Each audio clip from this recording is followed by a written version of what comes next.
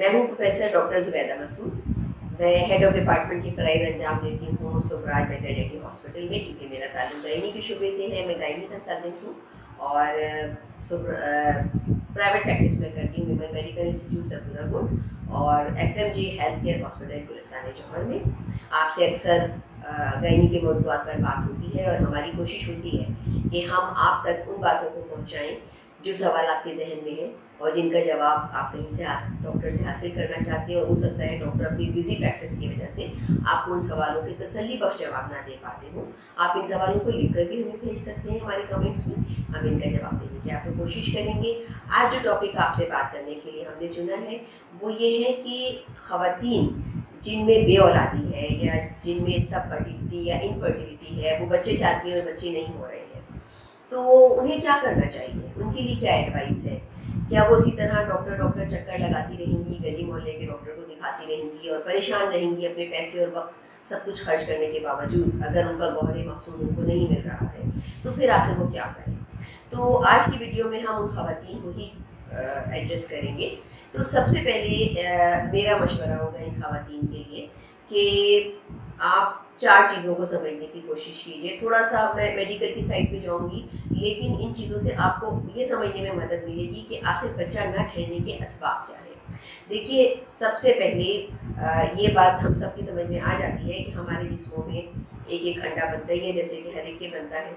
और जब शौहर और बीवी के जर्सूमों का मिलाप होता है तो बच्चा ठहरता है ना। तो अगर इस पूरे प्रोसेस में कहीं मसला आ रहा है तो उसके बाद ही सब फर्टिलिटी है। तो अगर आप और आपके शौहर के ताल्लुकात में कहीं भी कोई प्रॉब्लम आ रही है, कोई मसला आ रहा है, तो सबसे पहले जाके अपने डॉक्टर से डिस्कस कीजिए, अपनी गायनेकोलॉजिस्ट से मिलिए और उसे अपना मसला बताइए। हमारी सोसाइटी में ये बड़ा कॉमन है कि हम इन चीज़ों को बताते हुए शर्माते हैं, छुपाते हैं, नहीं कह पाते हैं और उस ना कहने की वजह से हमारा गलत सिम्त में इलाज हो जाता है। आप जाके अपनी डॉक्टर से सिर्फ ये कहते हैं कि जी मुझे 3 साल हो गए शादी को बच्चा नहीं हो रहा, या 1 साल हो गए शादी को बच्चा नहीं हो रहा, और वो डॉक्टर साहिबा भी डेप्थ में जाए बगैर, ये देखे बगैर कि आपकी वजह क्या है, आपको क्यों नहीं हो रहा है, आपको अंडा बनाने की दवा लिख कर दे देती हैं या आप खाते रहते हैं और इसके नतीजे में इसके साइड इफ़ेक्ट्स भुगतते हैं और बच्चा फिर भी नहीं होता, इसलिए कि वजह कहीं और थी, अंडे में नहीं थी। तो इसलिए मेरा मशवरा होगा कि आप अपने डॉक्टर से मुकम्मल बात कीजिए। आप उन्हें बताइए कि आपको या आपके शौहर को एक दूसरे के साथ ताल्लुकात में अगर कोई भी मसला है तो वो ये मसला है, इसका इलाज क्या वो खुद कर सकती हैं या वो आपको कहीं रेफ़र करेंगी या आपके शौहर को किसी डॉक्टर के पास भेजेंगी या खुद आपका इलाज करेंगी, ये वो आपको खुद बेहतर बताएंगी। लेकिन किसी मुस्तनद मुआलिज के पास जाइए, ये आम डॉक्टर्स के करने का इलाज नहीं है, जो इसके माहिर हैं उन्हीं के करने का इलाज है। तो पहली बात ये हो गई कि आपको इसको छुपाना नहीं है, आपको इससे डॉक्टर से बात करनी है, तभी आपका सही इलाज होगा। दूसरी बात ये कि जैसे मैंने अंडे की बात की कि हर जिस्म में एक अंडा बनता है, अगर किसी वजह से नहीं बन रहा है तो उसका भी सद्देबाब के लिए पहले ये देखना पड़ेगा कि क्यों नहीं बन रहा है। खाली सिर्फ दवाई देने से सब कुछ नहीं होता। देखिए, इसकी मिसाल इस तरह से मैं आपको समझाती हूँ कि किसान को भी अगर बीज बोना होता है ना, तो वो पहले अपनी ज़मीन हमवार करता है, उसमें ट्रैक्टर चलाता है, उसे खोदता है, फिर उसके अंदर खाद डालता है, पानी डालता है। जब उसे लगता है कि ज़मीन अब इस काबिल है कि मैं इसमें बीज डालूंगा तो पौधा निकल आएगा, तो ही वो बीज डालता है। बंजर ज़मीन में कभी बीज नहीं फेंकेगा। तो अगर हमारे जिस्म की हालत अभी इस काबिल नहीं है कि अभी अच्छा अंडा बन सके, sugar, blood pressure, thyroid, endometriosis, ये उन बीमारियों के नाम ले दूँ जो शायद आप एकदम से ना समझ पाएँ, लेकिन ये वो बीमारियां हैं जिनमें हमारा जिस्म फौरी तौर पर इस काबिल नहीं हुआ होता है कि इधर हमने दवा दी और इधर हमें बच्चा ठहर जाएगा। तो इन चीज़ों को पहले देखना बहुत ज़रूरी है। तो आप अपने डॉक्टर से मशवरा कीजिए, आप उसे बताइए कि मुझे मसले चल रहे हैं, ताकि वो इनको एड्रेस कर सकें या वो आपकी डिटेल हिस्ट्री लेके आपके मसलों तक पहुंच सके। और जब तक ये मसले हल ना हो जाए, वो आपको आंख बंद करके बिला धड़क बच्चा ठहरने की जो दवाई होती है, जो महीने में 5 दिन खानी होती है अंडा बनाने वाली, मैंने देखा है चने की तरह लोग बांट रहे हैं और लोग चने की तरह खा रहे हैं, लेकिन उनके साइड इफ़ेक्ट्स हैं। आप उन्हें 12 दफ़ा से ज़्यादा लाइफ में नहीं ले सकते, बल्कि मैं कहती हूँ 3 दफ़ा 6 दफ़ा के बाद ही बहुत ज़्यादा होशियार हो जाना पड़ता है, वरना खुदा ना खास्ता वो आपको बच्चेदानी या अंडेदानी में से किसी चीज़ का कैंसर भी कर सकते हैं। तो बहुत होशियार होकर दवाई लेनी पड़ती है। तो इस तरह आँख बंद करके डॉक्टर्स के पास जाके बार बार ये दवाई ना लें, पहले इस बात का इलाज कराएं कि ऐसा हो क्यों रहा है और फिर उसके बाद वो दवाएं लें, तभी वो आपके लिए कारगर होगी। और डॉक्टर को भी इस बात का ख्याल रखना होगा कि वो मॉनिटर करे कि दवा का असर कितना आ रहा है, एक बन भी रहा है नहीं बन रहा है, डोज सही जा रही है या नहीं जा रही है, मॉनिटरिंग के साथ दे। इस तरह नहीं कि देखिए घर भेज दिया बस खाते रहिए, ऐसी ये दवा नहीं है। तो आप कि पहली बात ये हुई कि आप अपने और शौहर के ताल्लुकात पे डॉक्टर से बात करेंगी, आप अपनी बीमारियों पे डॉक्टर से बात करेंगी, आप अपना लाइफ स्टाइल चेंज करेंगी, आप हेल्दी लाइफ स्टाइल की तरफ आएंगी, आप रात को जल्दी सोएं, आप सुबह जल्दी उठें, आप अंधेरे में सोएं, आप 8 घंटे की साउंड स्लीप लें अंधेरे में, आप 1 घंटा सुबह 1 घंटा शाम घर के अंदर पैदल चलिए। बाहर जाने का मशवरा मैं कराची की रिस्की सिचुएशन की वजह से नहीं देती हूँ कि आप घर के अंदर ही पैदल चलिए, लेकिन पैदल चलिए। आप मोबाइल भी बैठ के ना सुने, अगर आपका फ़ोन आया ना आप टहल के सुनिए।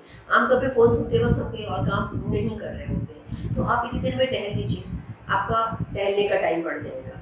आप हर चीज़ में खुद दौड़ने की आदत डालिए, पानी मैं पिला दूँ, दरवाज़ा मैं खोल दूँ, ये फाइल मैं उठा के वहाँ रखा हूँ, ये काम ये मैं कर दूँ, मतलब उठ के चलने के बहाने ढूंढिए, बैठे रहने के बहाने ना ढूंढिए। दूसरों से कहना कि ज़रा मुझे पानी पिला दो, ज़रा मेरा ये काम कर दो, इसका मतलब है आप सीट से उठना नहीं चाह रहे और ये आपको प्रॉब्लम की तरफ धकेलेगा। तो आप उठ के चलिए, चलना सीखिए। किसी क्यू में बैठे हैं, वेटिंग में बैठे हैं तो बैठे ना रहिए, आप टहल लीजिए इतनी देर, ये वक्त आपका काउंट हो जाएगा चलने में, तो आपके रोज़ाना के 2 घंटे पूरे हो जाएंगे। या हर घंटे में 10 मिनट वॉक कर लीजिए। जितना ज़्यादा आप पैदल चलेंगी उतना ज़्यादा आपकी फर्टिलिटी बढ़ेगी, और जितना आप बैठ के काम करेंगी या रात को जागती रहेंगी उतना आपकी फर्टिलिटी रिड्यूस होगी। ये बिल्कुल मुस्तरद बात मैं आपसे इसलिए कर रही हूँ कि मैं अपने पेशेंट्स की हिस्ट्रीज लेके देख चुकी हूँ। जो ख़वातीन रात को देर तक जागती हैं या खाने में बेतहाशा मीठे का इस्तेमाल करती हैं, अच्छा जब उनसे पूछे तो साफ कहती हैं हम तो मीठा नहीं खाते, इसलिए कि वो समझती हैं कि मीठा सिर्फ खीर खाएंगे, सेवइयाँ खाएंगे तो मीठा है, अगर कोल्ड ड्रिंक पी रहे हैं तो ये मीठी नहीं है, चाय में 2 चमचे चीनी पी रहे हैं तो ये मीठी नहीं है, शरबत पी रहे हैं तो ये मीठा नहीं है, जूसेस पी रहे हैं तो ये मीठे नहीं हैं। मैदे से बनी हुई चीज़ें या हाई कार्बोहाइड्रेट यानी कि आप बेकरी आइटम्स खा रहे हैं तो ये मीठे नहीं हैं। तो ये सब हमारी खाम ख्याली या खुशफहमी है, ये सब मीठी चीज़ें हैं और इन मीठी चीज़ों से इज्तनाब ज़रूरी है। तो अपनी बैलेंस डाइट कीजिए, आप बहुत ज़्यादा मीठे का इस्तेमाल ना करें, आप बैलेंस डाइट लें, आप पैदल चलें, आप रात को जल्दी सोएं। और एक और मशवरा मैं आपको दूँगी कि आप अपने लिए 3 चीज़ें ज़रूर खरीदें, एक वेइंग स्केल, एक मेजरिंग टेप और एक फुल लेंथ मिरर।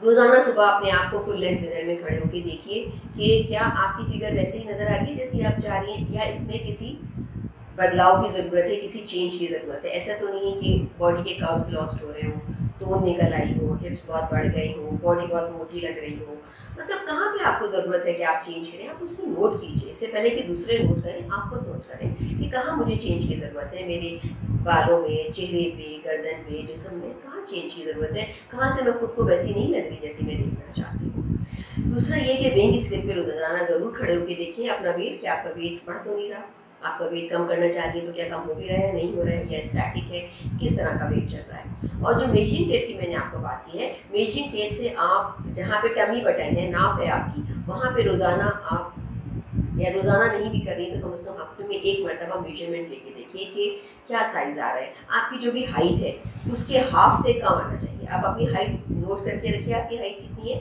और उसके बाद अपने टमी बटन या नाफ पे आप मेजरिंग टेप से साइज़ लीजिए कि ये साइज़ आपकी हाइट के आधे से कम है या नहीं।